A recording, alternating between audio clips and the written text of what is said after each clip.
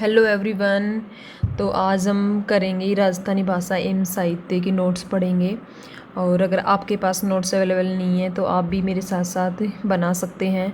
और ये टॉपिक जो है ये है हमारे रीट थर्ड ग्रेड मेंस में, जो कि साइंस और एसएसटी इंग्लिश हिंदी सभी विषयों में कल्चर का जो टॉपिक है उसमें है। तो इसमें जो है ये 4 टॉपिक हैं हमारे। इसमें जो पहला है वो है राजस्थान की क्षेत्रीय बोलियाँ, और सेकंड है वो है संत साहित्य एवं लोक साहित्य, और तीसरा जो है वो है साहित्यकार, और जो फोर्थ नंबर पे है वो है राजस्थान भाषा की महत्वपूर्ण कृतियाँ। तो अगर आप भी रीट थर्ड ग्रेड 2027-26 के लिए अगर तैयारी कर रहे हैं तो आप भी मेरे साथ साथ ये कल्चर कंप्लीट कर सकते हैं। और मैं सारे सब्जेक्ट कंप्लीट करवा दूंगी क्योंकि मेरे पास ऑलरेडी पहले से नोट्स बने हुए हैं। तो आप भी अपनी तैयारी कर सकते हैं और मेरे साथ साथ नोट्स भी बना सकते हैं। तो आज का जो टॉपिक है वो सबसे पहले जो क्षेत्रीय बोलियां हैं वो हम पढ़ेंगे। तो ये है राजस्थानी भाषा। और राइटिंग पे मत जाना क्योंकि क्लास में जब सर लिखाते थे तो बहुत फास्टली लिखाते थे, तो इस वजह से राइटिंग थोड़ी ऐसे ही है। और मैं घर आके जो है मतलब सेकंड रजिस्टर में नहीं लिखती थी, डायरेक्ट वो जो लिखती थी क्लास में वो ही नोट्स हैं मेरे पास। मैंने कोई अपनी अच्छे से जमा के नहीं बनाए हैं, जो क्लास में सर ने लिखवाए थे वो ही हैं। तो अभी मतलब समझ में आ जाएगा अच्छे से, और मुझे तो बहुत अच्छे से समझ में आता है। तो राजस्थानी भाषा की जो उत्पत्ति है वो होती है वैदिक संस्कृत या फिर आर्य भाषा से। सबसे जो पुरानी है वो है वैदिक संस्कृत। अब ये जो है वो 2 पार्ट में डिवाइड हो जाती है, एक तो हो जाती है पाली में और एक हो जाती है संस्कृत में। तो हम संस्कृत को तो ऐसे की ऐसे छोड़ देंगे, और जो पाली है उसके हम डिवाइडेशन करेंगे आगे फिर। तो इसमें जो पहला है वो है मागधी प्राकृत, जो कि बिहार में चलती है। और सेकंड जो है महाराष्ट्री प्राकृत, जो कि महाराष्ट्र में चलती है। और तीसरी जो है सोरसेनी प्राकृत, जो कि गुजरात, राजस्थान और यूपी, ये जो तीनों स्टेट हैं इनमें चलती है। अब सोरसेनी जो प्राकृत है उसके भी 2 पार्ट हैं। तो उसमें जो पहला है वो है सोरसेनी अपभ्रंश, और जो सेकंड है वो है गुजरी अपभ्रंश। सोरसेनी जो अपभ्रंश होता है उसमें आ जाती है हिंदी, और जो गुजरी अपभ्रंश है उसमें आ जाती है एक राजस्थानी और दूसरी गुजराती। तो अब आगे देखते हैं कि राजस्थानी भाषा का जो विकास माना गया है वो 7वीं सदी में माना गया था, मतलब माना गया है वो 7वीं सदी में है। और अगर राजस्थानी भाषा के बारे में अगर सर्वप्रथम जानकारी जो प्राप्त होती है वो होती है 8वीं सदी से। ये दोनों चीज़ें हैं वो बिल्कुल अलग अलग हैं, इन दोनों में डिफरेंट है। तो ये आपको बिल्कुल याद रखनी है कि राजस्थानी भाषा का जो विकास माना था वो तो माना था 7वीं में, और जो सर्वप्रथम जो जानकारी हमें मिलती है राजस्थानी भाषा के बारे में, सर्वप्रथम जो जानकारी मिलती है वो मिलती है हमें 8वीं सदी में। तो जानकारी अगर पूछे एग्ज़ाम में तो हमें 8वीं सदी करना है, और अगर सर्वप्रथम विकास की पूछे तो उसमें 7वीं सदी करना है। अब 8वीं सदी की जो पुस्तक है, मतलब ये जो सर्वप्रथम जानकारी जो हमें मिलती है वो किस पुस्तक से मिलती है, तो पुस्तक का जो नाम है वो है कुवलय माला, और ये पुस्तक है कुवलय माला। इसके जो लेखक हैं वो हैं उद्योतन सूरी, और उद्योतन सूरी कुवलय माला के लेखक हैं। और कुवलय माला की जो भाषा है, मतलब ये हमारी बुक है, इसमें जो है हमें राजस्थानी भाषा के बारे में सर्वप्रथम जानकारी मिलती है। 8वीं सदी की ये बुक है। इसके जो लेखक हैं वो है उद्योतन सूरी। इसकी जो भाषा है वो है प्राकृत, और स्थान की अगर बात करें तो वो है झालोर, और समय की अगर बात करें तो वो है 778 ईस्वी। और अगर 9th क्लास की बुक में हम इस देखेंगे तो उसका जो टाइमिंग है वो 913 लिख रखा है। तो आप कंफ्यूज ना हो, एग्ज़ाम में अगर 778 है तो 913 नहीं मिलेगा, और 913 है तो 778 नहीं मिलेगा। तो आगे देखेंगे, इस पुस्तक में भारत की कुल जो है 18 देसी भाषाओं का वर्णन मिलता है। और वर्तमान में राजस्थान सेक्टर की जो भाषा है उसको मरुवाणी या फिर मरु भाषा कहा जाता है। राजस्थानी भाषा की जो वास्तविक जो उत्पत्ति मानी जाती है, ये तो थी सर्वप्रथम जानकारी के बारे में इस बुक जो कुवलय माला बुक में मिलती है, ये तो थी सर्वप्रथम जानकारी। और ये है कि वास्तविक उत्पत्ति कब मानी जाती है, राजस्थानी भाषा की जो वास्तविक जो उत्पत्ति मानी जाती है वो मानी जाती है 11 और 12वीं सदी में।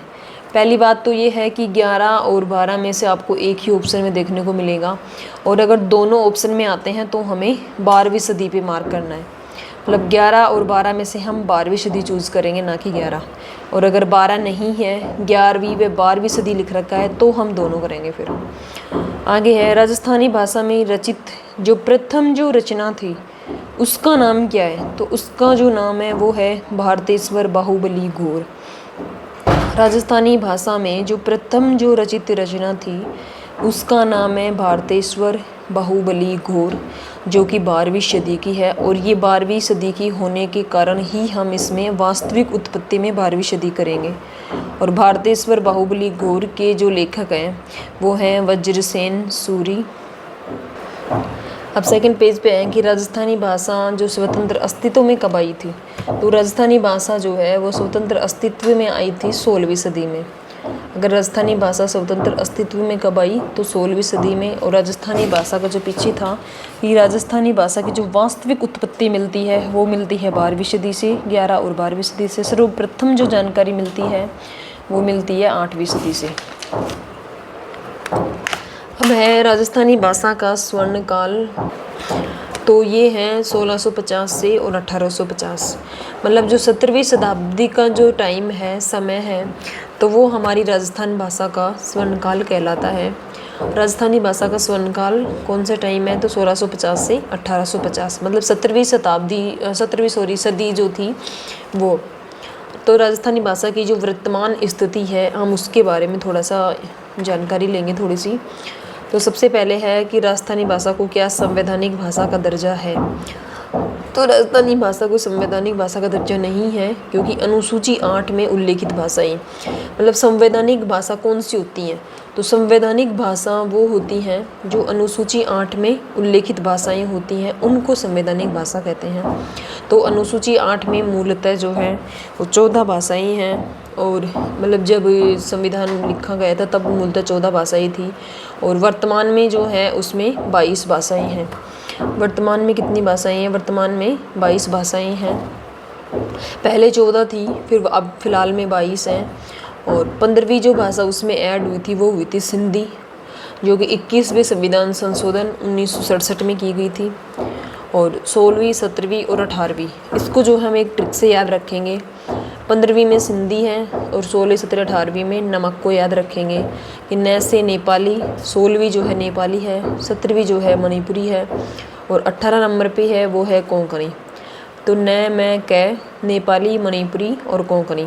तो ये जो थी वो तीनों एक साथ ही उल्लेखित की गई थी, और ये की गई थी 71वें संविधान संशोधन 1992 में, है ना? 92 ही है शायद, हाँ सॉरी 92 ही है। तो 71वें संविधान संशोधन 1992 में। और जो 15वीं हुई थी वो हुई थी 21वें संविधान संशोधन 1967 में। अब आते हैं 18 तक हो गई थी, तो आते हैं 19, 20, 21 और 22। अभी मैंने बताया था कि टोटल आज वर्तमान में जो है 22 भाषा ही हैं। तो 19, 20 और 21 और 22वीं जो भाषा थी उसको याद रखेंगे बोडो मास से। 19वीं जो थी वो थी बोडो, 20वीं जो थी वो थी डोगरी, और 21वीं जो थी वो थी मैसी मैथिली, और से संथाली। तो बोडो मस को याद रखेंगे, बोडो, डोगरी, मैथिली और संथाली। ये जो उल्लेखित हुई थी ये हुई थी 92वां संविधान संशोधन 2003 में। सबसे पहले 15वीं ऐड हुई थी 21वें संविधान संशोधन 1967 में। 16, 17, 18 हुई थी 71वें संविधान संशोधन 1992 में। और 19, 20, 21, 22 जो हुई थी वो हुई थी 92वां संविधान संशोधन 2003 में। अब देखेंगे आगे कि राजस्थानी भाषा विश्व की जो है वो 16वीं और भारत की 7वीं सबसे बड़ी भाषा है। मतलब अगर विश्व में हम बात करें तो वो 16 नंबर पे आती है, और भारत की अगर बात करें तो वो 7 नंबर पे आती है। लेकिन अनुसूची 8 में नहीं है। अभी मैंने सबसे पहले यही बोला था कि हम ये देखेंगे कि संवैधानिक भाषा कि जो हमारी राजस्थानी जो भाषा है वो क्या एक संवैधानिक भाषा है। तो उसका जवाब है कि राजस्थानी जो भाषा है संवैधानिक भाषा नहीं है। क्यों? क्योंकि वो अनुसूची 8 में उल्लेखित नहीं है। अनुसूची 8 में जो उल्लेखित भाषाएं होती हैं उनको ही हम संवैधानिक भाषा कहते हैं, और जो वर्तमान में 22 हैं, और मतलब सबसे पहले अगर मूलतः अगर पूछे तो उसमें वो 14 थी। अब सेकंड जो पॉइंट पढ़ेंगे वो पढ़ेंगे हम राजभाषा। हमने संवैधानिक भाषा तो पढ़ ली है कि संवैधानिक भाषा राजस्थानी भाषा है या नहीं है, और कौन कौन सी भाषा इसके अंदर आती हैं संवैधानिक भाषा में। तो अब सेकंड जो पॉइंट है वो है राजभाषा, कि राजभाषा कौन सी भाषाएं होती हैं। तो राजभाषा जो होती है वो वे भाषा होती है जिसमें सरकारी कार्य संपन्न होते हैं, और ये जो होती है वो अनुसूची 343(1) के तहत भारत की राजभाषा जो है वो हिंदी व देवनागरी है। कि भारत की जो राजभाषा है वो कौन सी है, एक तो हिंदी है और एक देवनागरी है। तो राजस्थानी जो भाषा है वो राजभाषा भी नहीं है।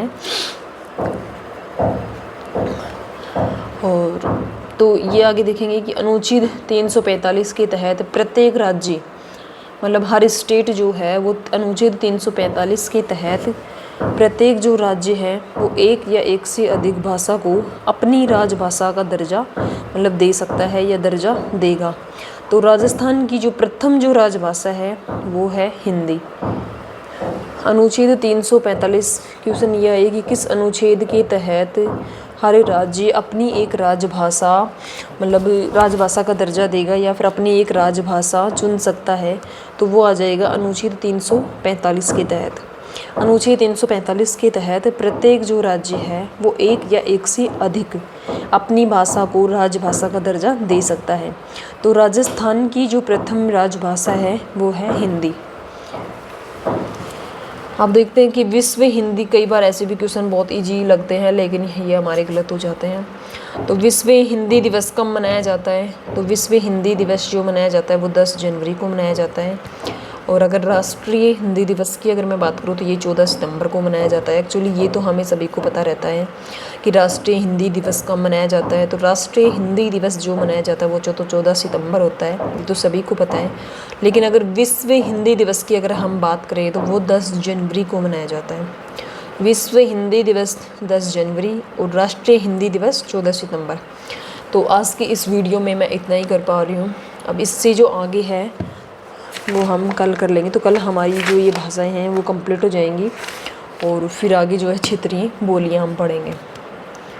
Thanks for watching. अगर आपको वीडियो अच्छी लगे और आप भी अगर 3rd ग्रेड की तैयारी करने हैं और चैनल को सब्सक्राइब कर लीजिए, लाइक कर दीजिए। Thanks for watching.